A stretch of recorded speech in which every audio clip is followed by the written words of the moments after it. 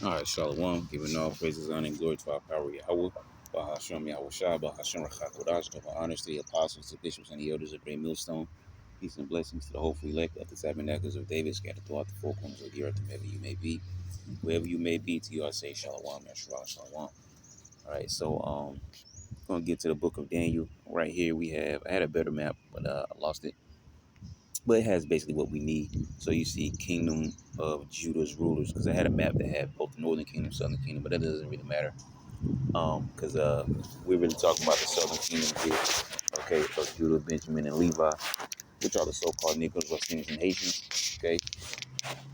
So, and so, yeah, there's a lot of history, even like when you're dealing with the Northern Kingdom, I don't know, 624, 622, all the way down, to 609. Okay, you had history in between there, dealing with the Syrians, okay, who basically took the Northern Kingdom Israelites into captivity. All right, which you could read about in Second Kings 17th chapter. But we're dealing with the Southern Kingdom. So around this date here, as you see, it says 835 to 586, right? So you had Joash, Amaziah, Azariah, Jotham, Ahaz, Hezekiah, which is the name that's going to come back up again, Manasseh, Ammon, Josiah, all right, and which Josiah had three sons, as you see, 640 to 609, Jehoaz, Jehoiakim, and Zedekiah, all right, all names that are important. Not exactly for everything we're going to go into, but these are, the important names because there was a lot of history going on. You had different prophets that were prophesying to the northern and southern kingdom both. And it's no different from today, all right? The prophets were set up to, like Jeremiah, for example. Jeremiah was constantly warning the people, all right? Hey, you better do what's right, because if not, the Lord is going to bring these guys against you, okay? And which Jeremiah was part of the Babylonian captivity. I believe you could read that in Jeremiah. I think there's a few places, quite a few places in Jeremiah at the end of those chapters. I think 52 was one of them. But yeah, we may actually even pull it up. Not sure what we'll get into. Like I said, there's a lot of history going on, around this particular time period. All right, but it's the downfall of that southern kingdom to the Babylonians. Okay, and there's even history, dealing with because the Nebuchadnezzar mentioned in these chapters is Nebuchadnezzar the second. His father, if I'm correct, his father's name was Nabopolassar. Nabopolassar was actually under the Assyrians.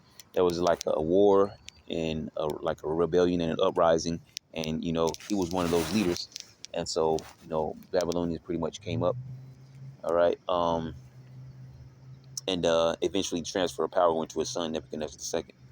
Okay, so yeah, a lot of stuff going on around these times here, and I'll keep this map. I'm not gonna take it down. I'll keep it up just in case. But I want to read something real quick.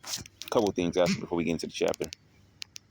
All right, and we'll probably use the commentary for a lot of these different chapters there, just to see what they go into, because we know the books of Daniel have a lot of history within them. All right, different prophecies. Not saying the so-called scholars will get them right, but just historical wise, sometimes they can be on point, sometimes they can be off, sometimes they can be right, and then but the dates will be off, because a lot of times these scholars are debate about time periods and dates and things of that nature. So, but let's keep going. So I want to read this real quick. Hebrews chapter 11 verse 32 says, "And what shall I more say? For the time will fill me to tell of Gideon, and of Barak, and of Samson, and of Jephthah, and David also, and Samuel, and of the prophets, who through faith," and that's the key thing right there, especially dealing with Daniel in his life, right? Daniel was a man, of great integrity, but more so importantly, what he was also known for is his interpretation of dreams and visions. But mostly, all right, we know Daniel for his immense faith, all right, his piety towards the Most High, regardless of the situation, all right? So we know Daniel for his great faith, all right? It says, who through faith subdued kingdoms, wrought righteousness, obtained promises, stopped the mouths of lions, all right? Quenched the violence of fire, escaped the edge of the sword, out of weakness were made strong, waxed valiant in fight, turned to flight the armies of the aliens, all right? Which aliens talk about strangers, not little beings, all right? So as a matter of fact, let me see if I can punch in, what is it says, is it Noah, Job, and Daniel? I think they're all mentioned in the same scripture.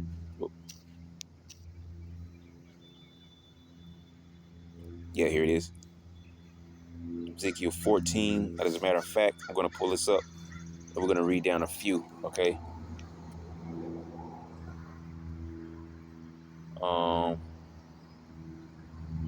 Trying to figure out. We'll probably start at let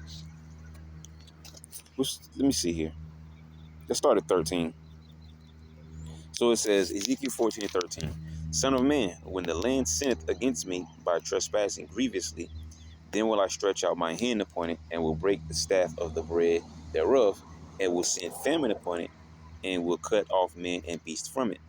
Though these three men, Noah, Daniel, and Job, all right, I believe their names are Nawak, Danya Allah, and I believe Job's name is Ayawab, if I'm correct in the Hebrew. Right? Nawak, Danya Allah, and Ayawab, all right? Noah, Daniel, and Job, all right, which I believe Noah's name means rest or something like that. Yep, Nawak meaning rest. Okay, Danya Allah meaning the Most High is my judge. Dan, because the word Dan, there's a tribe of Dan, all right, and that name Dan actually means judge, okay? So Dan, and then, Allah, all right, which most people think of about the Arabics. It's not what Allah is going into, all right? Allah goes into power, all right, or God, all right? So Danya Allah, which we have right here, Dan or Dan, right? See, judge or a judge, and Allah, okay, God or, strength, power, all right? So the name Danya Allah, all right? God is my judge, or the Most High is my judge, all right? Danya Allah, okay? So, and then you have Job, yeah, Ayawab, right? Ayawab, yep. Meaning hated, all right? And when you look at Job's life, Job he really wasn't hated, all right? But what he went through was a great, great testing there, okay? And which is a foreshadow of us, all right? Going through what we have to go through, all right, to get to that kingdom, right? To earn our spot back. So yeah, so it says, though these three men, Noah, Daniel, and Job, were in it, they should deliver but their own souls by their righteousness, all right? Said the Lord Yahweh, all right? So it says, if I cause noise and beasts to pass through the land, and they spoil it, so that it be desolate, that no man may pass through because of the beast. Though these three men were in it, as I live, said the Lord Yahweh, they shall deliver neither sons nor daughters, they only shall be delivered, but the land shall be desolate. Or if I bring a sword upon that land, and say, sword go through the land, so that I cut off man and beast from it, shows you that the Lord is in control. All right, when the Lord brings, this heathen against that heathen nation, is the Lord that's controlling. When the Lord brings, Israel into battle to be victorious, it's the Lord that controls that. When the Lord brings a heathen nation against Israel to destroy it, it is the Lord that does that. Okay, the Lord is a Exodus. What is that? Is that 15? I forget. I want to say 15 and 3, something like that. But it says that the Most High is a man of war. All right, the Lord Yahweh is a man of war.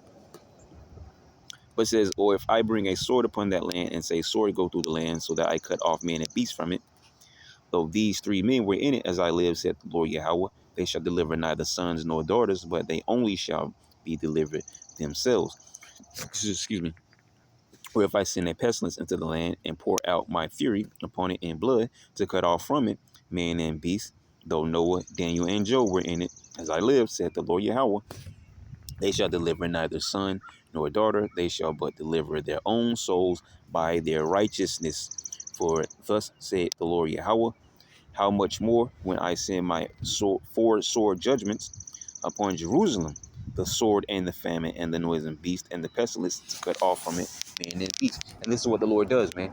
He sends nations against Israel, all right, for punishment. But before that, all right, because he's a just power, he sets up prophets to warn. Okay, one of those I'm thinking about right now is Jeremiah. Jeremiah constantly warned the people, all right, hey, get right with the Lord, do this, do that, all right, or the Lord's going to, bring this place down. And they didn't believe him, right? They actually went to come against him and do things to him, okay? And eventually, which what happened, right? Eventually, they got taken into the Babylonian captivity, which Jeremiah was part of that Babylonian captivity. As a matter of fact, I think you could read about it. Because we showed the map, right? Those different names, Hezekiah, Zedekiah, there's history. I know one of those because there's several chapters at the end of Jeremiah. One of those chapters is, I believe, in Jeremiah 52, where it talks about Zedekiah, all right, his son's eyes being put out or something like that before him, and then him, so on and so forth, that history. I believe that's in several chapters in Jeremiah. As a matter of fact, we may punch that up.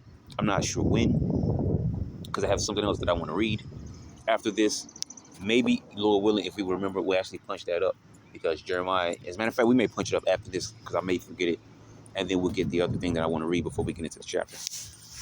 So it says, verse 22 says, "Yet behold, therein shall be left a remnant that shall be brought forth, both sons and daughters. Behold, they shall come forth unto you, and ye shall see their way and their doings, and ye shall be comforted concerning the evil that I have brought upon Jerusalem, even concerning all that I have brought upon it." Yeah, and the Lord set up prophets both for the northern kingdom and southern kingdom, so nobody had excuse, because there was a split: northern kingdom Israelites, southern kingdom Israelites. All right, and what we're dealing with in Daniel is going to be the southern kingdom of Judah, excuse me, because the northern kingdom of Israel went into the Assyrian captivity, which we talked about, before the 609 history, right?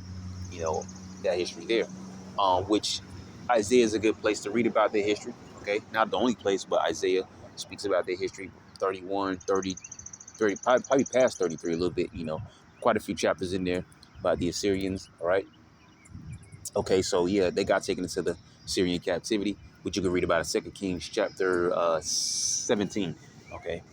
And then eventually after that captivity, the northern kingdom of the Israelites spread, the majority of numbers coming over here to the Americas, right? North Central, Southern America, right? But that's northern kingdom history. We're focused on the southern kingdom, right?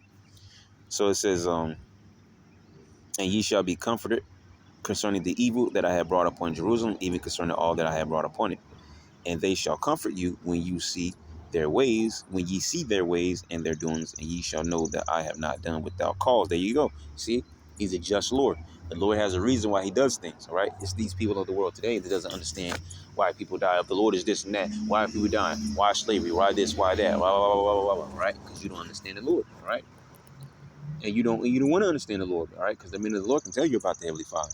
He can tell you why you went into captivity, why these things happen, all right? Because the Lord is a just Lord. He does the righteous things, as well as, he does things from the left-hand side, all right? Using the left-hand angels, man, all right? Because he's a just balance. He's just not all good. That's what you hear in the churches. God is good. Then you hear somebody across the whole other room, all right, say, all the time. And then they'll say, all the time. And somebody, God is good. Okay? You think so, huh? If he's so good all the time, why the hell we going into captivity? All right, but they can't explain that because it's just talk, man. Okay, the Lord is good, but he's not good all the time, like you have been told, right, in history, okay, when the churches or whatever. It says, and they shall comfort you when ye see their ways and their doings, and ye shall know that I have not done without cause all that I have done in it, excuse me, said the Lord Yahweh. All right, so, oh yeah, let me get this, because this is why I said I want to get it next before I forget it. All right, I don't know what to type up.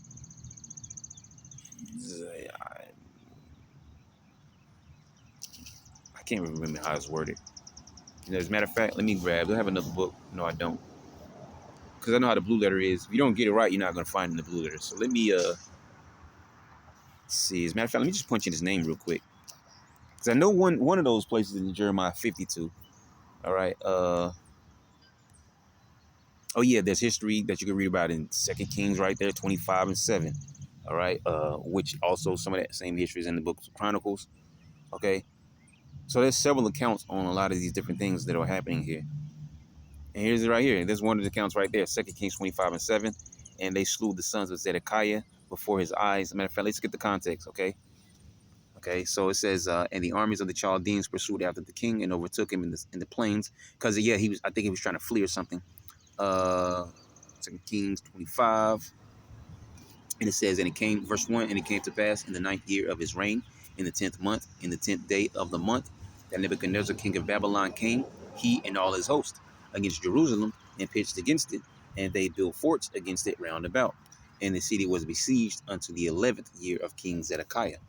All right, so it says, and so you notice it says, and it came to pass in the 9th year of his reign, in the 10th month, in the 10th day of the month, that Nebuchadnezzar, all right, king of Babylon came. All right, so talk about the time Zedekiah was in power, which is the end of this Southern Kingdom, rulership. All right, but also you notice how the Bible sort of deals with time periods and dates, by saying the X amount a year of this person's reign. All right, so the 5th year of this person's reign, this is when this transpired. Right, so it actually really makes it easy for you, because all you got to do is research it, and you go and see, oh, okay, it's around this time period. Right. But the scriptures are worded in a certain way, but it shows you a different form of timekeeping. All right, the years or whatever. It says, and on the 9th day of the 4th month, the famine prevailed in the city, and there was no bread for the people of the land. And the city was broken up, and all the men of war fled by night by the way of the gate between two walls, which is by the king's garden. Now the Chaldees were against the city round about, and the king went the way toward the plain. And the army of the Chaldees pursued after the king and overtook him in the plains of Jericho, and all his army was scattered from him. So they took the king and brought him up to the king of Babylon to Riblah, and they gave judgment upon him. And they slew the sons of Zedekiah before his eyes, and put out the eyes of Zedekiah, and bound him with fetters of brass, and carried him to Babylon. Now, as you read this same account in the other places, all right, there's small key things that put all this account together. As we mention all the time, it's not that the different scriptures and chapters have inconsistencies, is just that they're sometimes worded in a different way. So there's something that's said in one chapter that you didn't pick up in another chapter, but then you go to that chapter, it was said something there that was extra that wasn't said in another chapter, so you could bring the whole account together. So it says, and in the 5th month of the 7th day of the month, which is the 19th year of King Nebuchadnezzar, king of Babylon, came Nebuzaradan, captain of the guard, a servant of the king of Babylon, unto Jerusalem. And he burnt the house of Yahweh and the king's house, and all the houses of Jerusalem, and every great man's house burnt. Slakia, I catch myself. I'm not that I was going off. I would say Jerusalem. Okay, I gotta have a saying. When I'm reading to myself, I'll be saying Hebrew words, man. And so I can't help it sometimes, man. Just bear with me. It says, in every great man's house burnt he with fire, and all the army of the Chaldees that were with the captain of the guard break down the walls of Jerusalem round about. And the rest of the people that were left in the city, and the fugitives that fell away to the king of Babylon, with the remnant of the multitude, did Nebuzaradan, the captain of the guard, carry away. But the captain of the guard left of the poor of the land to be vine dressers and husbandmen, and the pillars, all right, because he only wanted, as in any, society where you have this so-called great king, right? Whatever, this king in this nation coming against another nation to take them down, they're going to want those people that are of value, those that have certain skills that will be valuable to them in their kingdom. So they'll take them captive. A lot of times, some of those individuals work closely, not since like with the king, but there's certain things that the king, really admire. All right, so it's like, okay, I want the best of these people, and the rest of those individuals, they don't have any skill or whatever. They're not really important people, whatever. All right, so that's basically the thing that was going on here. And the pillars of brass that were in the house of Yahweh, and the bases and the brazen sea that was in the house of Yahweh, did the Chaldees break in pieces, and carried the brass of them to Babylon, and the pots and the shovels and the snuffers and the spoons and all the vessels of brass wherewith they ministered took they away. Now, mind you, all right, these things were paraded also, which that goes back to a slightly further history up, but these things were shown off. We're going to read that. It says, in the fire pans and the bowls and such things as were of gold in gold, and of silver in silver, the captain of the guard took away. The two pillars, one sea, and the bases which Solomon had made for the house of Yahweh, the brass of all these vessels was without weight. The height of one pillar was 18 cubits, and the chapiter upon it was brass, and the height of the chapiter 3 cubits, and the breathing work and the pomegranates upon the chapiter round about all of brass, and like unto these had the second pillar with breathing work. And the captain of the guard took Sariah the chief priest, and Zephaniah the second priest, and the three keepers of the door. And out of the city he took an officer that was set over the men of war, and 5 men of them that were in the king's presence, which were found in the city, and the principal scribe of the host, which mustered the people of the land, and 60 men of the people of the land that were found in the city. And Nebuzaradan, captain of the guard, took these and brought them to the king of Babylon to Riblah. And the king of Babylon smote them and slew them at Riblah in the land of Hamath. So Judah was carried away out of their land. All right. And you can continue reading more, but that's a great history there. All right. So when I'm back to these right over here. Um, There's Jeremiah speaking to Zedekiah. Yep, that's what we warned. Yep. I mean, not warned. Jeremiah warned, but what he was warning about.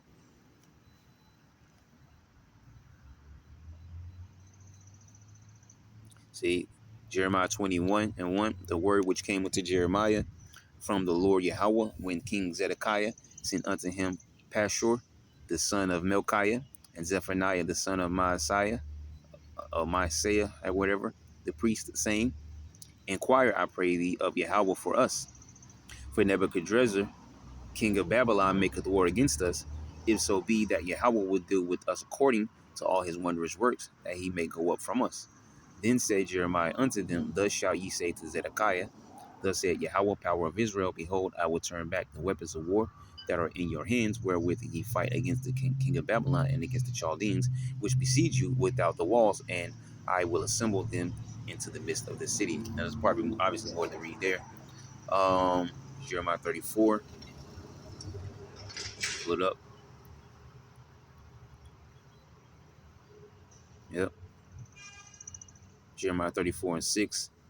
Then Jeremiah the prophet spake all these words unto Zedekiah, king of Judah and Jerusalem, when the king of Babylon's army fought against Jerusalem and against all the cities of Judah that were left, against Lachish and against Azekah, for these defense cities remain of the cities of Judah. Okay. Jeremiah 38:24. Then said Zedekiah unto Jeremiah, let no man know of these words, and thou shalt not die. All right. So you see, all right, what's going on here. Okay. Jeremiah 52:5, which we mentioned. There it is, another one. All right, Jeremiah 39:7. Moreover, he put out Zedekiah's eyes and bound him with chains to carry him to Babylon. See, Chronicles, we mentioned Chronicles. All right, let's get the context in this. We jump back to that 52. Jeremiah 39:5. But the Chaldeans' army pursued after them and overtook Zedekiah in the plains of Jericho, which we just read in Ezekiel 25:7. Him trying to flee away, right? And so they caught up to him. It says, and when they had taken him, they brought him up to Nebuchadnezzar, king of Babylon, to Riblah in the land of Hamath, where he gave judgment upon him. Right, then the king of Babylon slew the sons of Zedekiah and Riblah before his eyes. Also the king of Babylon slew all the nobles of Judah. Moreover, he put out Zedekiah's eyes and bound him with chains to carry him to Babylon. And the Chaldeans burned the king's house and the houses of the people with fire and break down the walls of Jerusalem.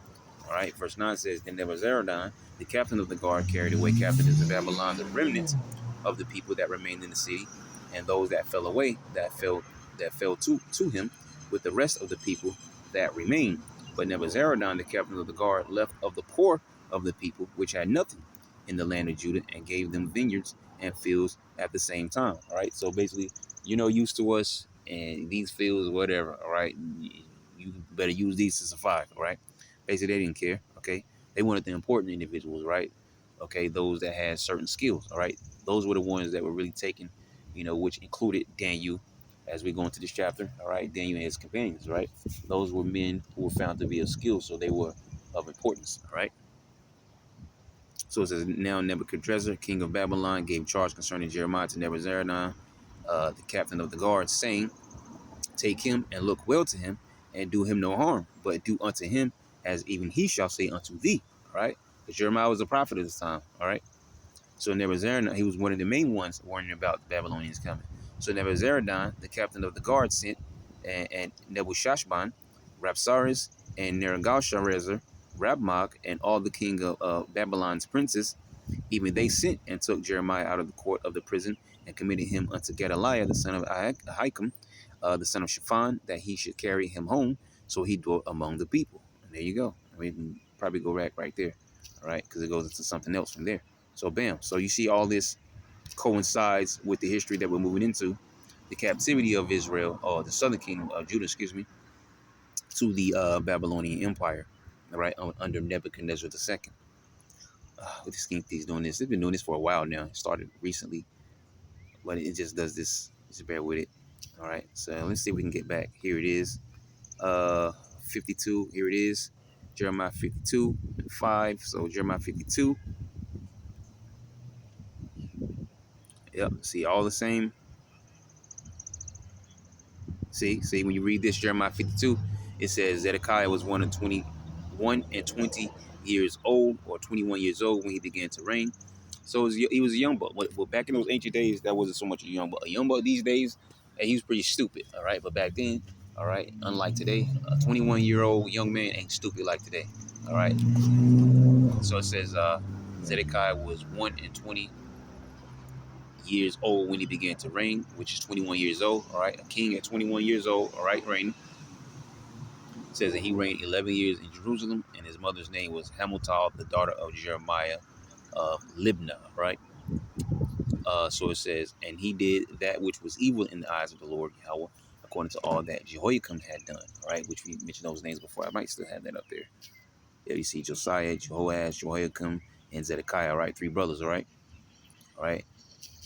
And so you see, notice the dates there: 609, then 609 to 598, 597 to 586, and 598 to 597. Right. Notice these dates. This is around the time period where these things are going down. Okay. So it says, verse 3 says, for through the anger of Yahweh it came to pass in Jerusalem, in Jerusalem and Judah, till he had cast them out from his presence, that Zedekiah rebelled against the king of Babylon. And it came to pass in the 9th year of his reign, in the 10th month, in the 10th day of the month, that Nebuchadnezzar, king of Babylon, came, he and all his army, against Jerusalem, and pitched against it, and built forts against it round about. Right, besieged it. Right, and so the city was besieged. There it is, right there, unto the 11th year of the king Zedekiah. All right. So it says, and in the 4th month, in the 9th day of the month, the famine was sore in the city, so that there was no bread for the people of the land. Then the city was broken up, and all the men of war fled, and went forth out of the city by night, by the way of the gate between the two walls, which was by the king's garden. Now the Chaldeans were by the city round about, and they went by the way of the plain. Notice this is the same history here, all right, just in multiple places. All right, several in Jeremiah, and Chronicles and Kings and so on and so forth. 2 Kings to be exact, chapter 25 we read. But the army of the Chaldeans pursued after the king and overtook Zedekiah in the plains of Jericho, and all his army was scattered from him. Then they took the king and carried him up unto the king of Babylon to Riblah in the land of Hamath, where he gave judgment upon him. Because see, Jeremiah was trying to warn, Zedekiah, like, hey, you tripping, man, like, but Zedekiah didn't want to hear. And he told him, don't tell anybody about this, that, and that, and the third thing. And then what happened, right? The Babylonians came, all right, and so on and so forth, which is what we're reading here, right? Which we've already read several times. It says, and the king of Babylon slew the sons of Zedekiah before his eyes, right there. That was the point right there, all right? Slew the sons of Zedekiah before his eyes. He slew also all the princes of Judah and Riblah, right? And mind you, with all with the southern kingdom. The northern kingdom were taken into Assyria, then they came over here to the Americas, right? The southern kingdom, which were Judah, Benjamin, Levi, the so-called Negroes, West Indians, and the Haitians. This is the one we're dealing with the Babylonian captivity, all right? These were the ones, going into the Babylonian captivity. The northern kingdom, all right, went into the Assyrian captivity, and then they came over here to the Americas before anyone was over here, before, all those, Edomites and so on and so forth came over here, right? It says, then he put out the eyes of Zedekiah, and the king of Babylon bound him in chains and carried him into Babylon and put him in the prison till the day of his death. All right, that was the end of the years of Zedekiah, man. Like the last thing he saw was his sons getting put to death before him. Then he got his eyes put out, all right, and he was taken, in the captivity, all right. And that goes on to the same thing we read about Jeremiah, because Jeremiah was also a part of the captivity, all right. We don't have to read that again. Okay, so that was a lot of history there, but we're not. Before we get into the chapter, I know it's going to be one of those long sessions here. We're already 30 minutes in. We haven't even gotten to the chapter yet, but it's okay, all right? Because these are some very good. See here, I'm going to go to Isaiah, all right, 39. Right, Isaiah the 39th chapter. That was so. It says Isaiah chapter 39. I want to read this portion of history as well. So it says, which it's a short chapter right there, 8 verses. So Isaiah chapter 39. So it says, at that time, Merodach Baladan, the son of Baladan, king of Babylon, sent letters and a present to Hezekiah. Now remember, we mentioned Hezekiah, right? He was early up, all right, on the list right there. You see, Ahaz transfer of power went to Hezekiah, and after Hezekiah, transfer of power went to Manasseh, right? So it says, for he had heard that he had been sick and was recovered, and Hezekiah was glad of them and shewed them the house of his precious things. Okay, because we're reading this because we mentioned, right? These things were showing off. The things that the Babylonians took away, these things were always here, all right, because these were the Lord's treasures, okay? And the scriptures even speak about that. We're not going to get into that. We won't get too far off, but, you taking my goodly, pleasant things, all right? So there's many nations that, there's different nations that came against us, and they know the main thing that they needed to take down, all right, was our temple, all right? That was our connection to our power. As long as the Lord is dealing with us, there's nothing they can do with us, all right, or against us. But if the Lord is angry with us, all right, that's our time to strike. Okay, and that main thing we want to strike against is that temple, to make sure we destroy that connection permanently. So they thought, but of course, then the Lord can do anything He wants to do. All right, He can make a tree storm. Matter of fact, the burning bush, right? Sending the angel down there. Okay, well, I was going to say He can make a tree talk, but yeah, the perfect example, the burning bush. All right, do whatever you want. He can make a flower start talking. Okay, to get the word out. All right, the prophecy. But let's keep going. It says that Hezekiah was glad of them and shewed them the house of his precious things, the silver and the gold and the spices and the precious ointment and all the house of his armor and all that was found in his treasures. There was nothing in his house nor in all his dominion that Hezekiah shewed them not. Okay, so showing off things, all right, showing off all the treasures, of the Most High and of this kingdom, all right. What are you doing, Hezekiah? So it says, then came Isaiah the prophet, as we mentioned, right? The Lord set up prophets both for the northern kingdom as well as the southern kingdom. Isaiah was one of those prophets. So Isaiah was the prophet that asked Hezekiah, what the hell are you doing? Okay. Then came Isaiah the prophet unto King Hezekiah and said unto him, what said these men? All right, because he obviously saw these men from Babylon. Like, so what did they say? Like, what was their business? What was their purpose here? And it says, and from whence, it says, what said these men, and from whence came they unto thee? All right, so what was their purpose for coming, and what did they say to you? And Hezekiah said, they are come from a far country unto me, even from Babylon. Then said he, what have they seen in thine house? And Hezekiah answered, all that is in mine house have they seen, and there is nothing among my treasures that I have not showed them. All right, so it's he gave him the ninja on the block treatment, all right? The guy that want to show off everything he has, all right? And thinking that, everybody's cool with him and he's friends with everybody, and then they eventually rob him, all right? Because you have guys that do that, all right? Hang around a person for what they have and just, waiting as long as they need. It could be a whole year, 2 years, whatever, just several months, however long it takes, so just so they can rob this person, right? Get, wait till they're going on vacation or whatever and take what, you get the point. So that's the thing that not Isaiah, excuse me, but that's where Hezekiah fell into, all right? Showing off all these things to the Babylonian men that came, all right? So it says, and he says, I showed everything. I didn't hold anything back. I showed them all things, right?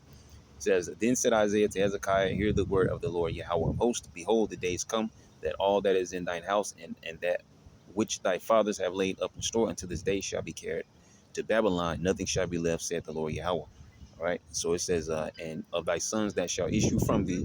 This is this is why I want to read this, because this is very important. All right. Going into so we going into Daniel. All right, and talking about him being a eunuch. All right, because this was a prophecy that was said way before. Okay, and just because he was a eunuch doesn't mean his rod was chopped off. All right, because it definitely wasn't. All right. So it says, and of thy sons that shall issue from thee, which thou shalt beget, shall they take away, and they shall be eunuchs in the palace of the king of Babylon. Okay, and this is very important. Let me pull up my map again. Or not really a map, keep calling it a map. But Hezekiah, he was one of those kings, all right, of that southern kingdom. Okay, so when you go into Daniel, knowing that he was of would say princely, type of, the kingly lineage. He was a prince, all right, so to speak. I guess if you can call it that, or at least he was of the royal house. I'm not going to say exactly he was a prince because we can't exactly prove that, but Daniel was basic. But then Daniel was most definitely royalty. Okay, so it says, and of thy sons that shall issue from thee, which thou shalt beget, shall they take away, and they shall be eunuchs in the palace of the king of Babylon. Now notice, once again, that history, there's Hezekiah, and this is all the way down to the last one, Zedekiah. All right, 597 and 586. Those were the last years there before that real true captivity fell upon us. All right. Jeremiah was a part of that. Ezekiel was a part of that. Uh, Daniel Allah, all right. Mishael, Azariah, okay. Uh, uh, uh, Hananiah, okay? They were all a part of that, all right? Different prophets, different names that you hear about were a part of this certain particular Babylonian captivity there. So it says, yep, and they shall be eunuchs in the palace of the king of Babylon. Then says that Hezekiah, then said Hezekiah to Isaiah, good is the word of Yahweh, which thou hast spoken. He said, moreover, for there shall be peace and truth in my days. All right. So he basically didn't care. All right. It says that because it says that, you know, thy son shall issue from thee, which thou shalt beget, shall they take away, and they shall be eunuchs in the palace of the king of Babylon. And does this mean his direct sons? No, doesn't necessarily mean his direct sons. Could be grandson or great grandson or whatever. All right. But the point I'm making is from what he said here. He was like, okay, well, okay, I understand that, but hey, there's gonna be peace in my reign. All right. So that goes to show you, all right, not saying he was totally off, but at the same time, he didn't have care for the future. All right, that was coming after him. He's like, well, it's going, at least there's going to be peace in my reign. All right, I understand what you said here, but hey, there's going to be peace in my reign. All right, so that was the last thought there for him. Okay, so with all that history there, Red, yeah, let's go over here. Let's go to actually to the first chapter of Daniel. Finally, all right, that was the last scripture I want to get to springboard us into this chapter, right? Because it mentions them being eunuchs. Okay. So, and there's Kings right there. 2 Kings 24, 10 through 17. Let's read it. At that time, the servants of Nebuchadnezzar, king of Babylon, came up against Jerusalem, and the city was besieged. And Nebuchadnezzar, king of Babylon, came against the city, and the servants did besiege it. And Jehoiachin, the king of Judah, went out to the king of Babylon, he and his mother and his servants and his princes and his officers. And the king of Babylon took him in the 8th year of his reign, and he carried out thence all the treasures of the house of the Lord Yahweh and the treasures of the king's house, and cut in pieces all the vessels of gold which Solomon, king of Israel, had made in the temple of Yahweh, as Yahweh had said. And he carried away all Jerusalem, all Jerusalem, and all the princes, and all the mighty men of valor, even 10,000 captives, and all the craftsmen and smiths. All right, so this is going to show you more directly who these individuals were when we read, talked about taking important individuals, right, into this, into that direct captivity, right? There are certain individuals that were kept very closely, okay? So it says even 10,000 captives, right? Men of valor, all right? Even 10,000 captives. So 10,000 men of valor, 10,000 mighty men, all right? Fighters, okay? Uh, it says, and all the craftsmen and smiths, because they could all, definitely, because if you're craftsmen and blacksmiths or whatever, you're super necessary because, for offensive and defensive purposes, maybe siege weapons or building armor or repairing armor, making weapons, things of that nature, right? Super important, okay? So it says, none remain, right? Every last one of these, see, none remain, okay? Save the poorest sort of the people of the land. And he carried away Jehoiachin to Babylon, and the king's mother, and the king's wives, and his officers, and the mighty of the land. Those carried he into captivity from Jerusalem to Babylon, and all the men of might, even 7,000, and craftsmen and smiths 8,000, right? Craftsmen and smith 1,000, all that were strong and apt for war. You see, even them, even them, the king of Babylon brought captive to Babylon. All right. So, bam. Okay. So it's just so much going on around these times here. Okay. And as I said, we're going to go into the commentary. All right. So it says in the 3rd year. All right. More date keeping. Right. In the 3rd year of the reign of Jehoiakim. All right. So you see Jehoiakim right here. Okay, 609 to 598. So the 3rd year from 609 to 608 to 607. So from 607 to 606, somewhere around there, right? So it says, in the 3rd year of the reign of Jehoiakim, king of Judah, came Nebuchadnezzar, all right, king of Babylon, unto Jerusalem and besieged it. Now, once again, this particular Nebuchadnezzar is Nebuchadnezzar the second, all right? That's the one that we read about when he had the dream and so on and so forth. That's Nebuchadnezzar the second, all right? So Nabawachadnezzar. So, yep. See, may Nebo protect the crown, because Nebo was one of their high, gods that they worship, right? Nebo. Okay. Even Daniel was given a name, with the name of Bel in it, right? Because that was one of their gods, Bel. So, Belteshazzar, something like that, right? But Bel is that key word there, because that was one of their gods. Okay. So it says the great king of Babylon who captured Jerusalem and carried Judah captive. All right. So there's not too much more they give you there, but we know. Okay. So it says, He came and besieged in Jerusalem and besieged it. It says, and the Lord gave Jehoiakim, king of Judah, into his hand with part of the vessels of the house of the Most High, which he carried into the land of Shinar, which we know Shinar, okay, was I want to say, I don't want to get the map mixed up. Shinar is like, which one is north? Is that Iran or Iraq? Okay, I can't remember which one is northern or which one is south. Whichever one is northern, all right, somewhere between Turkey and what's a good? I'm trying to think of these modern day places, but look it up on the map, all right? Because you can follow the Tigris and Euphrates River and so on and so forth. I want to say this Iran, if I'm correct, though. I get them two mixed up. Which one, Iraq and Iran, where they're stationed at? But it's in the northern, south of Georgia, Armenia, and so on and so forth, south of Turkey. Okay, you'll see it there if you care to pull up a map. But yeah, in those areas, all right, Shinar, all right, ancient Mesopotamia. If you want to go to an ancient map, all right, whoever the case may be. So it says, to the house of which that's what it says in Isaiah 11:11, right? It goes to show you that there's still Israelites that live in these lands today, and a lot of them probably look like those actual heathens that live in these areas today, all right. But yeah, because it says that in Isaiah 11, or chapter 11 in general, all right, that Shinar is one of those places that Israel is going to get delivered from, all right. And what is it talk? What is it talking about back then? It's talking about now in these times we're living in. But let's keep going. So it says, with part of the vessels of the house of the Most High. And Lord, will you be edified by this lesson? I know there's a lot of, I know we're doing a lot of talking, but it's not just vain talking, right? There's a lot of history, okay? And we're just briefly hitting it because I'm definitely, if you think I'm going deep, I'm not going deep at all. This is surface scratching the history, okay? Because there's probably a lot of things that I don't know, okay? But it's important to talk about certain things, all right? But we're gonna simplify everything because we haven't even gotten to the chapter yet, all right? But all that history was important to go through. So if this type of lesson is for you, then kudos, Cheerios, two thumbs up, whatever the case may be. And not, maybe maybe there's someone else out there that has gone to a more simplified version. All right, but as much as I hated history in school, this is why I double down on history now, because I understand the Bible makes you study history. So I've come to love history. So bear with me if you with me. So it says which he carried into the land of Shinar, into the house of his God, and he brought the vessels into the treasure house of his God. All right. So before we even get into the next verses and moving on down, we got to go into the commentary. All right. Get the tool bag and pull up the commentary. Right. So let's go in here into the commentary and read what they have to the infamous Guzik.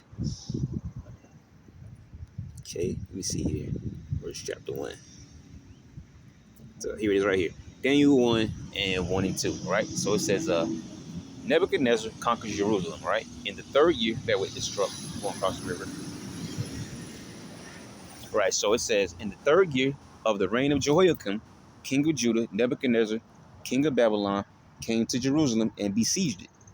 And the Lord gave Jehoiakim, king of Judah, into his hand with some of the articles of the house of the Most High, which he carried into the land of Shinar to the house of his God, and he brought the articles into the treasure of his God. Right, all those things that was said were going to be taken away, which we read. Okay, he even mentions King Solomon because these things were made under King Solomon, so on and so forth. Right, coming from the Book of Kings and so on and so forth. Right, says Jehoiakim, king of Judah. This was a Judean king placed on the throne by the Pharaoh of Egypt. His name means Yahweh raises up. Jehoiakim would be Yahweh Kwam, because Kwam means rise. Okay, and obviously Yahweh being the name of the Heavenly Father in ancient Paleo Hebrew, right? Yahweh Kwam, something like that. All right, it says his name means Yahweh raises up, but the Lord Yahweh did not raise him up at all. Pharaoh did, which is not true. All right, if you look at history, it seems that way, but the Lord controls all things. All right. Proverbs 21 and 1, the king's heart is in the hands of the Lord, and as the rivers of water, he turneth it whithersoever he will. Okay, so the Lord may have used, all right, the king of Egypt, all right, or whatever the case may be, but it's the Lord that truly controls these things. Okay, so it says, yep. B says Nebuchadnezzar, king of Babylon. This was the mighty ruler of the Babylonian Empire. The name Nebuchadnezzar is a Hebrew transliteration of the Babylonian name Nebuchadnezzar. And I had a list of all these different names. It was in my last device I had, but it broke. Okay, there was a huge list. I'll probably look it back up and download that map again. I keep calling it maps, but you get my point. All right, that chart or whatnot. Whole list talking about all these different ones that came, because the ones that are mentioned in the Bible are the ones that are important to our history. It's not going to mention every single king that rose up of every single nation, because sometimes there's several guys that reigned, all right, in between, this one particular name here, then there's, two or three guys that came up, then this one particular name pops up again. But those particular names pop up because that's the history that coincides with our history. And those other guys in between there are not important. So it may seem like this guy went to that guy, but really there sometimes there's other guys that reign in between this guy and that guy, all right? But there's a huge list of these, different, kings of the Assyrian Empire and so on and so forth, and other empires. And it could be kind of important, slightly important to look into if you like. All right, it's not like you're just gonna remember every name, but it's very interesting to look into it and see just how many people came up, when they ruled, how they got taken out of power. This one was backstabbed, that was put to death, that was this and that, the third thing happened, right? But I had a list like that before. So it says, the name Nebuchadnezzar, we just read that, which means Nebu protects the crown, which we just mentioned, they're gods, and multiple gods. All these heathen nations have multiple gods, but we Israelites have one, which is Yahweh, okay? Now, we worship and serve Yahweh as well, but we know that one true power is the Heavenly Father, Yahweh, all right? We have one power, all right? But these heathens will worship several different things, all right? So Baal, Nebo or Nebo, that's another thing, going to these Babylonians. All right. So it says, which means Nebo protects the crown. It says, came to Jerusalem and besieged it. Nebuchadnezzar came against Jerusalem because the Pharaoh of Egypt invaded Babylon. In response, the young prince Nebuchadnezzar defeated the Egyptians at Carchemish. All right, which that's the battle. You know what? Maybe we'll come with a plus lesson to see if we can, dig up some information on the Battle of Carchemish. Not sure, but we can still look into it. If Lord will. Nebuchadnezzar defeated the Egyptians at Carchemish. Then he pursued their fleeing army all the way down to the Sinai. Along the way, or on the way back, he subdued Jerusalem, which had been loyal to the Pharaoh of Egypt. Right. And there's another Pharaoh that's mentioned of Egypt named So. He's mentioned in the scriptures. All right. As a matter of fact, I want to say that was with dealing with the Northern Kingdom in 2 Kings, the 17th chapter. I believe that was So, king of Egypt, that was mentioned there. But like I said, there's so many names. I don't know them all. I don't remember them all. Okay, because history is super vast, and you can't expect anyone to remember everything. All right, but there are some guys who are they're just walking historics, walking books. Okay, all right, don't miss anything. Okay, I'm not one of those guys. All right. That's why I was laughing. Okay, because I'm not one of those, right? But I know what I know, and what I don't know, I don't know. All right, but we can always, read into those things. But it says, this happened 605. You see that date coming up again in 605 BC, and it was the first, but not the last encounter between Nebuchadnezzar and Jehoiakim. There would be two later invasions. Very important dates: 597 and 587. And now sometimes you may see 589. All right. So like I said, these historians, every date is not always exact. Not saying one is right, one is wrong, because who really knows? All right. Because sometimes they'll be at odds with the dates, but they'll still be in similar range, right? Because you will hear about 589, you hear about 587, 597, 605, so you hear different dates, but these are all the time around the time of the dates of the conquering of us Israelites to the Babylonians, all right? So it says, some say that this mention of the siege of Jerusalem is a historical blunder made by a pseudo-Daniel, which that's false. Whoever says that is false, right? They're lying, all right? They just shows they don't believe. But anyway, it says this is based on the fact that this invasion in 605 BC is not mentioned in the Book of Kings. But the Jewish historian Josephus quotes the Babylonian historian Berosus, showing that the biblical account of three separate Babylonian attacks on Judah is accurate. And we just read some of that history in 2 Kings 25 as well as 24. Okay, now just because it doesn't mention every single siege or whatever doesn't mean the history is false or it's off or it's wrong or it doesn't exist, whatever the case may be. All right. So it says this specific attack mentioned by Daniel is documented by the Babylonian Chronicles, a collection of tablets discovered as early as 1887 and kept in the British Museum. Nebuchadnezzar's 605 BC presence in Judah is documented and clarified in these tablets. When the When the Babylonian Chronicles were finally published in 1956, they gave us first-rate detailed political and military information about the first 10 years of Nebuchadnezzar's reign. L.W. King prepared these tablets in 1919. He then died, and they were neglected for 4 decades. Excavations also document the victory of Nebuchadnezzar over the Egyptians at Carchemish in May or June of 605 BC. Archaeologists found evidence of battle, vast quantities of arrowheads, layers of ash, and the shield of a Greek mercenary fighting for the Egyptians. All right, which we know at some point later on in history, you had the Greeks that actually came and took over Egypt. All right, after Alexander the Greek's reign. Okay, because one of his generals Ptolemy took over Egypt. Right, but that's later on in history. But it says that these are shield of a Greek mercenary fighting for the Egyptians, which is very interesting. It says this campaign of Nebuchadnezzar was interrupted suddenly when he heard of his father's death and raced back to Babylon to secure his succession to the throne. He traveled about 500 miles in 2 weeks, remarkable speed for travel in that day. Therefore, we know that the siege of Jerusalem in 605 BC was cut short by Nebuchadnezzar's return to Babylon. This was not specifically detailed in the Babylonian Chronicles, but it is entirely consistent with the record, because these heathen nations, they all have their own records, right? They have their own annals and things of that nature. They have their own records, right? So they would have records about defeating Israel, okay, or I should say the Israelites. But you get my point, all right? Like the obelisk, all right, or the stele, all right.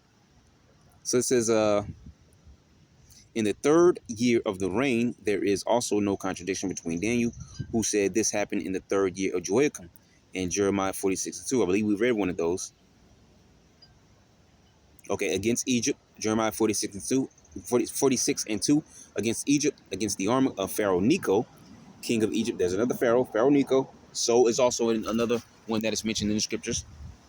But here we have Pharaoh Necho, king of Egypt, which was by the river Euphrates in Carchemish, which Nebuchadnezzar, king of Babylon, smote in the 4th year of Joachim, the son of Josiah, king of Judah.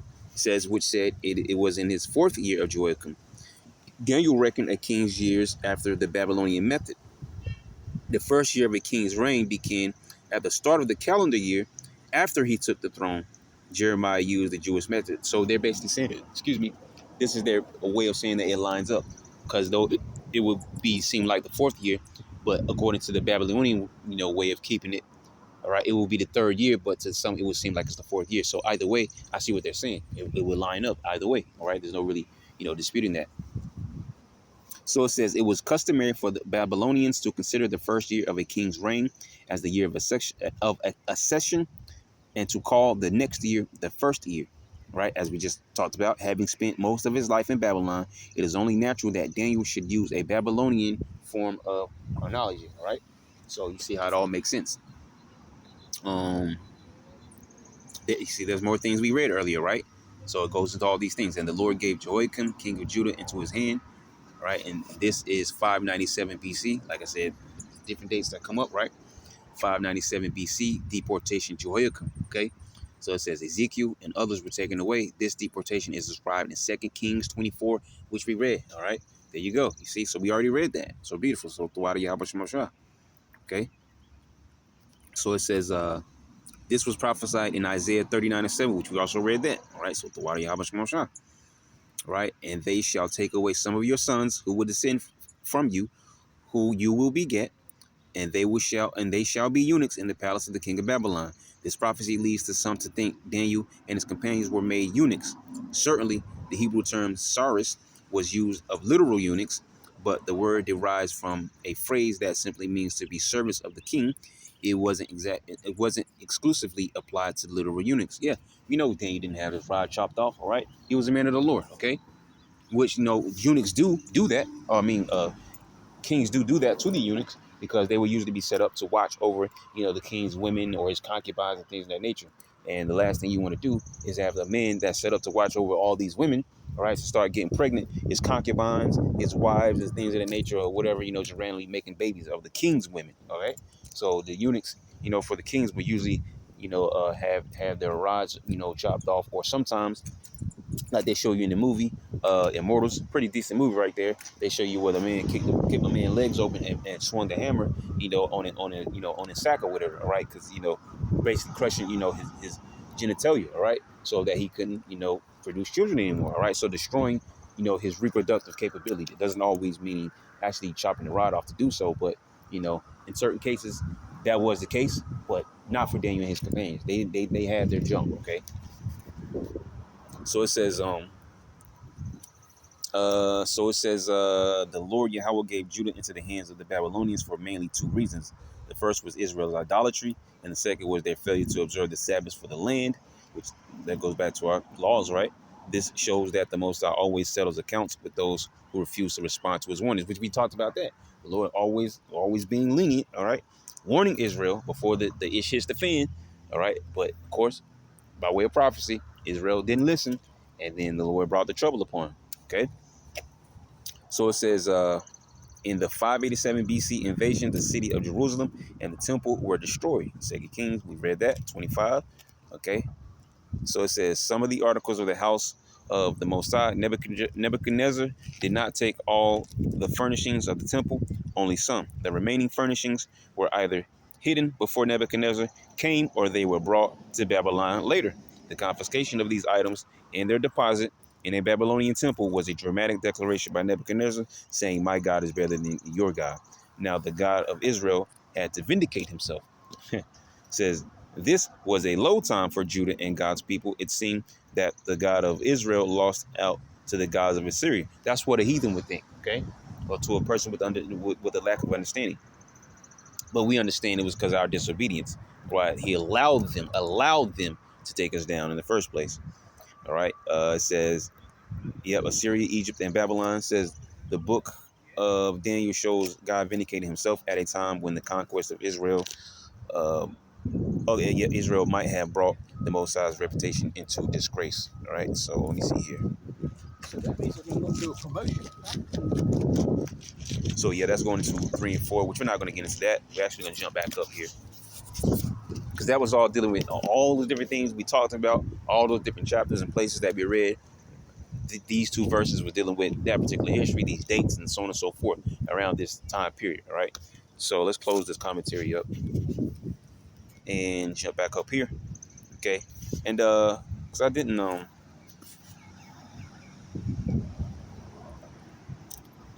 it's like his name up.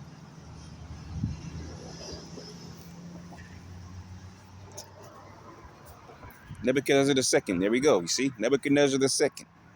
And I wanted to find his family. Let's just do the wiki. We should be able to find his family there. Okay. Yep. Nabopolassar. All right. I was right. Yep. It was Nabopolassar. Okay. So predecessor, Nabopolassar, successor, Amil Marduk. All right. There's a lot of different names, a lot of different guys that came into power. Sometimes shortly, sometimes a little longer. All right. Okay. Battle of Carchemish. Oh yeah. So yeah, Lord willing, we come back and do a plus lesson on that Battle of Carchemish because I'm more interested in that now. That the second time that's popped up now. Okay, the Battle of Carchemish. So I'm gonna read into that, Lord willing. Okay, whenever we get done with this, because this is definitely going to be a longer one because we haven't even gotten to verse 3 and on down yet. Oh wow, yeah. Okay, so let's go back. So, but what I was trying to, well, it'll come back up later as we go further into the chapters because we had Nebuchadnezzar the second. Okay, obviously he had children. Okay, he actually had a daughter that got with because I forget his name. Was it I believe it was Nabonidus. All right, so Nebuchadnezzar the second's daughter got with Nabonidus, if that was his name, and that Nabonidus is Belshazzar's father, which you read about in I think it's chapter 5 or 6. Belshazzar, the last one that was in power before they got overtaken, okay, by the Medes and the Persians, okay. So Belshazzar, all right, his father was Nabonidus. Nabonidus got with Nebuchadnezzar the second son. That's why you hear son, of Nebuchadnezzar, but Belshazzar wasn't actually Nebuchadnezzar the second's son. All right, he was more so like a grandson or whatnot. Okay, but that was through the joining of his daughter with Nabonidus, and it's just so much going on with these guys. So there's a lot of different names for these heathens and stuff like that. So there's Nebuchadnezzar right there. Okay. See, born 658, died 605 BC. We'll get a quick overview on him because we mentioned it. So it says Nabopolassar was the founder and first king of the Neo-Babylonian Empire, Neo meaning new, right, ruling from his coronation as king of Babylon in 626 BC to his death in 605 BC. Though initially only aimed at restoring and securing the independence of Babylonia, Nabopolassar's uprising against the Neo-Assyrian Empire, which had ruled Babylonia for more than a century, eventually led to the complete destruction of the Assyrian Empire and the rise of the Neo-Babylonian Empire in its place. And you can read on more direct history on Nebuchadnezzar's father, Nabopolassar, all right, see, of unclear, possibly Chaldean origin and potentially connected to a powerful political family in the southern city of Uruk. Nabopolassar, which is in ancient Mesopotamia, all right. Nabopolassar revolted against the Neo-Assyrian king, Sin-Sharishkun, at an opportune moment when Babylonia was already plagued by political instability. Though the advantage shifted back and forth dramatically several times, Nabopolassar managed to decisively push the Assyrians out of Babylonia after nearly 10 years of fighting. Subsequent campaigns were intended to hinder the possibility of an Assyrian campaign directed at Babylonia through securing the border, but the intervention of the Eastern Median Empire under Cyaxares in Nabopolassar's favor shifted the goals in the possibilities of war. In 614, the Medes brutally sacked the city of Assur, the religious and ceremonial heart of Assyria, and in 612, the Medes and the Babylonians assaulted Nineveh, Assyria's capital. As with Ashur before it, Nineveh was brutally sacked. All right, and we know who was that? Jonah. All right, Nineveh. All right, I think also Nineveh is mentioned in the book of Tobit.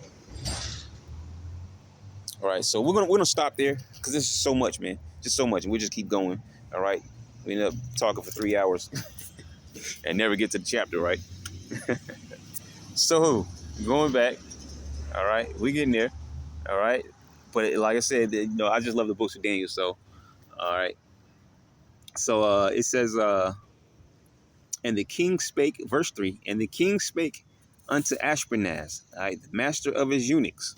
Okay, let's get the word eunuchs since we talked about it. Sarias, official or eunuch, which I mean, a minister of state, a chamberlain, eunuch, an officer. Let's pull up chamberlain because we've seen that word before, right? Chamberlain, an officer who manages the household of a monarch or noble. All right, that's why we mentioned what we mentioned before. All right, in some instances, the man's rod might be removed, or testicles, or both, whatever the case may be. All right, but Daniel and his companions, they most definitely had their stuff. Okay, um, let's just pull up eunuch for the sake of it. Oh, hold on, my bike fell.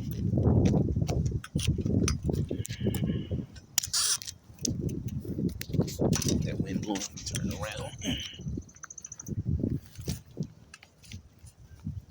Okay, so it says a man who has been castrated, especially in the past, one employed to guard the women's living areas in Asian court, which we already talked about those things. But then it also says an ineffectual person. Okay, because if we get the word castrated here, see, remove the testicles of male, animal, or man. All right, so that's what castrate. All right, which it says deprive of power, vitality, or vigor. Yeah, I get that. But it says any ineffectual person. Says what? Not producing any or desired effect. Okay. Which the scripture talking about some men becoming eunuchs for the Lord. Doesn't mean that they just went off on their own and decided they're gonna get their stuff chopped off. No. Just means they decided to not deal with women. Okay. You have men like that back then in the ancient days. You have men like that today, all right, who are currently teaching the truth, who has just decided, it's not that they don't want to be with women, it's just that, it's better that I'm gonna just focus on this, all right? Because women can bring stress and problems, all right? I'm not saying every woman, but they're just as much as of a distraction as anything else can be. So there's men who've chosen to just, if I just root out women, all right, then hey, there's less of a distraction, more and more less distraction that I have, all right, because they could be one of the major distractions to a man, all right, especially one who's been called into the truth, man. Okay, so you have men like that today who just say, you know what, I'm just gonna, all right, how they saying the word, thug it out, right? So yeah, there you go. So let's go back. So it says, yep, he as Ashpenaz, the master of his eunuchs, that he should bring certain of the children of Israel and of the king's seed and of the princes. All right. Now, like I said, I don't know exactly if Daniel was a prince or not, but he was definitely of the royal seed. Okay, because it says and of the king's seed. All right, bring certain men. All right, of the king's seed and of the princes. Going into the last one of the last scriptures we read about, your seed being your eunuchs, right, in the king of Babylon's palace. That spoke directly to Daniel, Shadrach, Meshach, and Abednego. All right. So it says children in whom was no blemish because they had to be young, 16, maybe 17, right, when they were taken into captivity. Okay. Children in whom was no blemish, but well favored and skillful in all wisdom and cunning in knowledge and understanding, science, and such as had ability to stand in the king's palace, and whom they might teach the learning and the tongue of the Chaldeans. So when we go into teaching the learning, all right, tongue obviously talking about their way of speaking, all right, sapar, all right, which means that trying to guess it before I pull it up. I think that's book. Let's pull it up. Yeah, yep. Sapar book, because Sapar was it Sapar Yum would be books plural. Beautiful, right? So missive, document, writing, book. Okay, letter of instruction, written order, commission, request, written decree. Okay, so on and so forth. Book of prophecies, which is the scriptures, right? Seek ye out of the book of the Lord and read. None of these shall fail, none shall want their mate. Okay, so but it says the learning, all right, of the Chaldeans, right? So basically, one of the major things, not only them having certain level of skill that was very valuable to the king, but you also need to know about the king, about his kingdom, about his exploits, battles he's won, things of that nature. The history, the literature, all right, behind this kingdom that you're now captive under, so you can even better serve the king, all right. And one of those number one things is learning this language, and then you learn the language, you can teach others. All right, and then learning the literature and other things of that nature concerning the king and its history of this kingdom. All right, so you can better serve under the king, right, alongside of the skill that I like you for in the first place. See, and we can go up and get what it says: knowledge and understanding, and understanding science. Okay, I mean, and the word there is madai. All right, which knowledge, thought, it says the word yadai right there, which means to know. We can go back and get that knowledge, thought, knowledge, mind, thought, place of knowledge.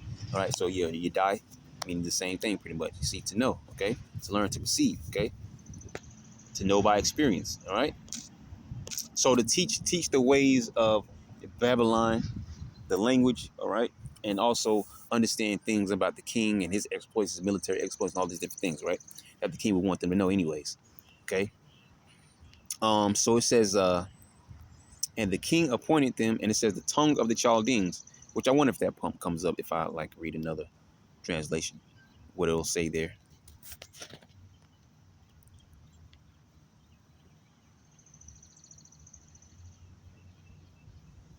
So it just says the literature and language of the Chaldeans, and we just talked about literature, right? Literature, a body of written works. The name has traditionally been applied to those imaginative works of poetry and prose distinguished by the intentions of their authors and the perceived aesthetic excellence of their execution. There you go, you see? And so he wanted them to know the literature of the Babylonians, right, and their king. Written works, especially those considered of superior or lasting artistic merit. Okay, so I don't think we're going to get what we're looking for, though. See if he says anything about the particular language. So he trained these young men in the language and literature of Babylon. All right, but everything that we mentioned is straightforward in there. All right, so it says and the king appointed them a daily provision of the king's meat and of the wine which he drank, so nourishing them 3 years. Now, that's not because as we read on, we're going to see, how Daniel took to this, matter. All right, but that's not to say that, hey, this was actually a great gift, because if you think about it, All right, he gave them, to eat the same thing that the other nobles would eat. All right, same meat and wine and things of that nature. Not like some regular person that was taken into captivity or some regular person of their own people in society. All right, he actually gave them a meal, all right, considered for nobles. All right, so that was very generous, but it was still off. All right, which is why, as we read on, we see how Daniel deals with this matter. All right, so not to take away from that, it says, and the king appointed them a daily provision of the king's meat and of the wine which he drank, so nourishing them 3 years, that at the end thereof they might stand before the king. Now, we don't know exactly how old, give or take, Daniel was. We'll say 16, 17 maybe. So up until he was 19, maybe 20, all right? He was training, all right, for 3 years, all right? Learning, the things, the history and all these things, learning the language, all right? Straight, you know, which today, we can't just do that like we want because so much is going on today. But back then, all right, they didn't have to worry about anything. They didn't have to worry about paying no rent and stuff like that, paying for housing and paying for food. So they were able to wake up every day and focus on those things that they were told to focus on for 3 years straight. So of course, in that short period of time, not only that, being back then in those ancient times, they were smarter, they could remember things better, recall things better, and so on and so forth. Because this is the ancient times before things became so polluted and filthy and poisoned with all the foods and things of that nature, right? So yeah, for 3 years straight, that was sufficient enough time. All right. Here in these modern days, 3 years straight is good time, but it's just not enough. All right, because of so much is going on, and the way even the scriptures say the world shall be weaker through age. That includes the people. Okay. So it says, and the king appointed them a daily provision of the king's meat and of the wine which he drank, so nourishing them 3 years, that at the end thereof they might stand before the king. All right. So basically, you've now been trained up the way that I want you to be trained up. All right. It says, now among these were of the children of Judah. All right. It goes to show you Daniel was a Judite. All right. Tribe of Yahweh. Okay. It says, Daniel, which they all were. All right. Daniel, Hananiah, Mishael, and Azariah. All right. So if you go into Daniel, which we know Daniel's name in the Hebrew is Danya Allah, which we talked about. So yeah, we already broke down his name because Allah means, God or power. All right. Not talking about what those Israelis worship. All right. That's a different Allah. All right. The Hebrew word Allah, all right, means power. And Dan, which was what one of the tribes, means judge. All right. So Danya Allah, which is Daniel's real name in the Hebrew, right? God is my judge. All right. So we broke down his name already. So Hananiah, all right, which the churches wouldn't remember any of these names. All right. I mean, not their real names. Okay. Hananya. I think I said it right. Hanan, actually, Ha. If I'm correct, that's Ha. Hananya. Okay. God has favored. All right. Because Yah, short form of Yahweh. All right. Hanan Yahweh. All right. So Hananya. So Hananiah. All right. The Most High is favorite. It says the godly friend of Daniel, whom Nebuchadnezzar renamed Shadrach, one of the three friends who with Daniel refused to make themselves unclean by eating food from the king's table, which went against the dietary laws which the Most High had given the Jews. Also one of the three who were thrown into the fiery furnace for refusing to bow down to a graven image of Nebuchadnezzar, who were saved by the angel of the Lord. See also Shadrach. All right. It's just interesting that that's there. Page 77, 14, and 15. I almost want to pull it up, but not really. Shadrach. Or Shadrach, really. Yeah, it was Shadrach, royal or the great scribe. Very interesting. I never saw that before. Okay. So if we go back. Oh, wait. I want to go in there. Hanan, right? There's the word Hanan. Right there. Hanan means to be gracious or show favor or pity. All right. To be pitied. All right. Hanan Yah, which is short for Yahweh. All right. Hanan Yahweh. See? So Hanan Yahweh or Hanan Yah. All right. The most Yahweh has favorite. Pretty much basically name mean Yahweh has favorite or Yahweh has pity. Okay. Then you have Mishael. Okay. Mayasha Allah. Mayasha Allah. Wrong one. Who is what God is.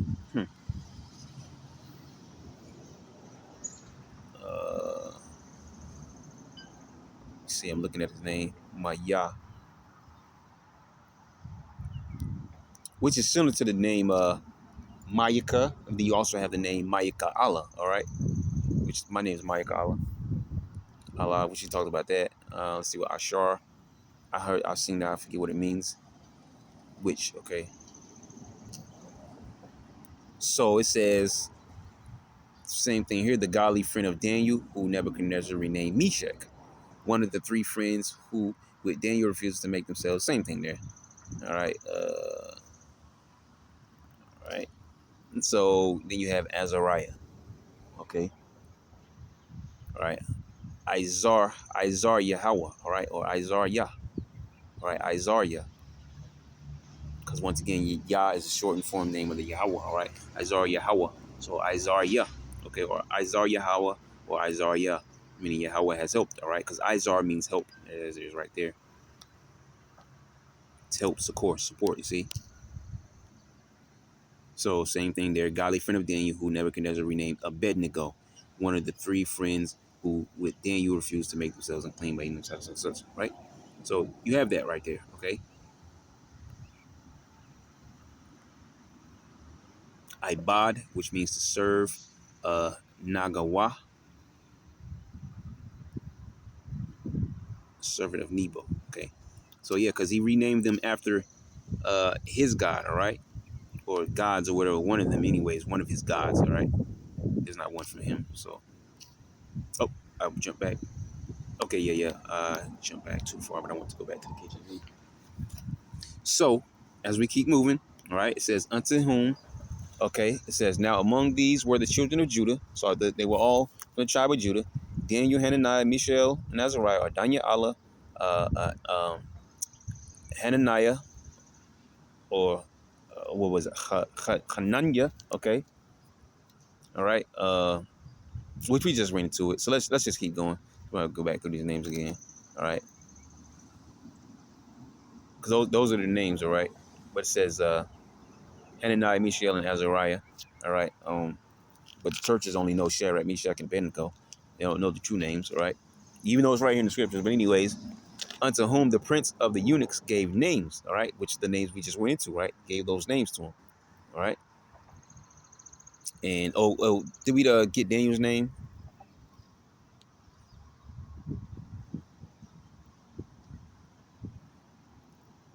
Here it is. Yep. Also, Belteshazzar. All right. So yeah, there's Daniel's name right there. Well, so you see the name Bel. All right. Bel was one of their gods. All right. These Babylonians. All right. Lord of the Straitened Treasure. Okay. So you can read that on your own if you like to. And all those different things there. It says, unto whom the prince of the eunuchs gave names. All right. For he gave unto Daniel the name of Belteshazzar. Here it is right there. To Hananiah of Shadrach, and to Mishael of Meshach, and of Azariah of Abednego. All right. So it says Daniel's resolve. Okay. Can we get that? Let's get the word resolve. To deal with successfully, clear up, resolve a dispute, declare, decide by form of resolution, and vote. Okay. Settle or find a solution to a problem, dispute, or contentious matter. That's beautiful because that's exactly what Daniel did. He found a way around the king's daily forcing of meat and wine to them. They didn't want to eat that, all right, and drink that wine. Okay. So this is how they go about it. But Daniel purposed, in his heart, which your heart is your mind, that he will not defile himself with the portion of the king's meat, nor with the wine which he drank. Therefore he requested of the prince of the eunuchs that he might not defile himself.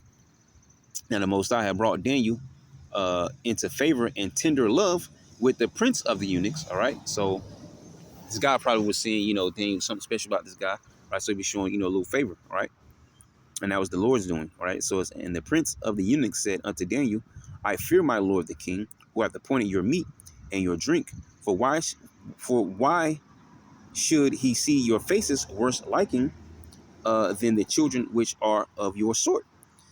Then ye shall make me endanger my head to the king. So basically saying, man, if I don't feed y'all like I was told to feed y'all with this meat and this wine every day, and he start to see that y'all looking a little, weak or emaciated or whatever the case may be, he's gonna cut my head off, right? So it says, then said Daniel to Melzar, whom the prince of the eunuchs has set over Daniel. All right, so there's a chain of command there. All right, you got the king, you had the prince of all the eunuchs. All right, or whatever you want to call him. Okay, and then below that, chief eunuch, or the head eunuch or whatever. Okay, over all the eunuchs, the head man over all the eunuchs. He had a pretty much a right hand man, which is known as Melzar. All right, whom the prince of the eunuchs has set over Daniel, Hananiah, Mishael, and Azariah. Prove thy servants, I beseech thee, 10 days, and let them give us pulse to eat and water to drink, meaning just vegetables, right? Just vegetables and water, okay? And it wasn't a long time. He just said 10 days, just 10 days, all right? Zara'is, oh, sorry, Zara'in, which I believe the word Zarai means seed or to sow. Vegetables as sown, yep, because we get the word Zarai right there. Yep, to sow, to scatter seed, all right? To sow, to be sown, yep. So Zarain, right? Vegetables, as sown vegetables, though, all right? So it says, prove thy servants, and I beseech thee 10 days, and let them give us pulse to eat and water to drink. Then let our countenances be looked upon before thee, and the countenance of the children that eat the portion of the king's meat.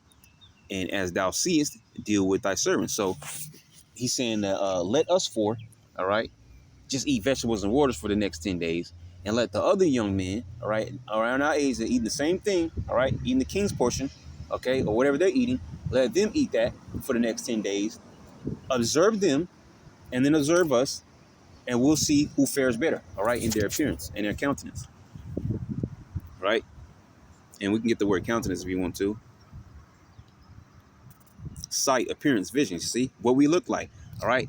We're gonna look healthy or healthier, or we're gonna look all emaciated or the same or whatever, okay? So it says, so he consented to them in this matter. So they like, all right, I'll deal, okay? And prove them 10 days. And at the end, because remember, his head is on the line. So he was like, okay, I'll give you this 10 days. But afterwards, if this don't work, because of course, this is probably what he's thinking. If this doesn't work, all right, you're eating what I've been commanded to feed you, all right? Regardless of what you say, because my head is on the line. If I don't feed y'all properly, they're going to cut my head off and just shut someone else up, okay? So I'm going to allow you this, and we'll see how it fares, all right? So it says, and at the end of 10 days, their countenances appeared fairer and fatter. You see, fairer and fatter in flesh than all the children which did eat the portion of the king's meat. Okay, because it's vegetable diet here. All right. Some people call it the Daniel fast, whatever you want to call it. All right. Well, yeah. So this vegetables and water, okay, it's obviously a method that truly works. All right. Which nowadays, we want to try that. We really gotta do the best that we can do. All right. Get the organic and stuff like that. All right. Maybe some mineral water bottled at the source, which tastes different. Okay. Than the regular bottled water and things of that nature. All right. But yeah. Anyways, it says thus Melzar took. Let's see. Let's go into Melzar real quick. Malaatazar. Malaatazar. Or Malatazar, however you want to say it, guardian and an officer of the court, meaning dubious. That's funny. Melzar, okay. Thus Melzar, dubious Melzar, took away the portion of their meat and the wine that they should drink and gave them potes, all right, meaning those vegetables, right? And their drink was not wine, instead it was water, okay? It says, and it goes to show you that, the age wasn't such a major thing, all right? They tell you 21 now to drink. These guys have to be 16, 17 years old, okay? Who were able to drink wine, all right? But anyways, ancient days, right? But things are going back, to the old ways real soon. Let's keep going. Verse 17 says, as for these four children, the Most High gave them knowledge and skill in all learning and wisdom, and Daniel had understanding in all visions and dreams. That was an extra skill stacked on top of Daniel, right? When you got your created player, all right, the Lord created this particular player with some extra stats on the side, right? He had a passive ability, okay, made to his character, okay? For those of you who know what I'm talking about, like in RPGs or whatever, you make a character have active abilities and passive abilities. So the Lord stacked up on Daniel some active abilities and some passive abilities, all right?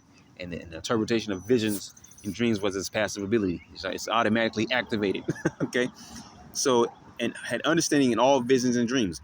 Now, at the end of the days that the king had said he should bring them in, then the prince of the eunuchs brought them in before Nebuchadnezzar.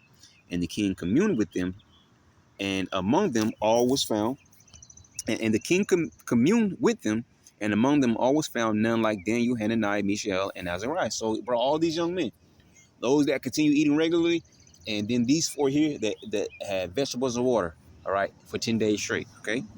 And it says, and among them all was found none like Daniel, Hananiah, Mishael, and Azariah. Therefore stood they before the king. All right. So already the king is, is looking up towards them with favor. And in all matters of wisdom and understanding that the king inquired of them, he found them 10 times better than all the magicians and astrologers that were all in his realm. So every time there's a certain thing that comes up that was, pretty puzzling, he would obviously have his, his little council there, his magicians and his astrologers, and they couldn't figure it out. So when he would go to these four, they could figure it out. All right, they could figure out what the matter was. Right, they were more wiser than his magicians and such and such. All right, these guys that gaze at the stars and things of that nature. Okay, to get answers. All right, and still couldn't give the king answers. It says, and Daniel continued even unto the first year of King Cyrus, and we'll get Cyrus real quick at the end of this chapter. All right, Karawash. All right, Kawarash is the name there. Cyrus, possessed thou the furnace, the king of Persia and conqueror of Babylon, first ruler of Persia, to make a decree allowing the Israelite exiles to return to Jerusalem. Right.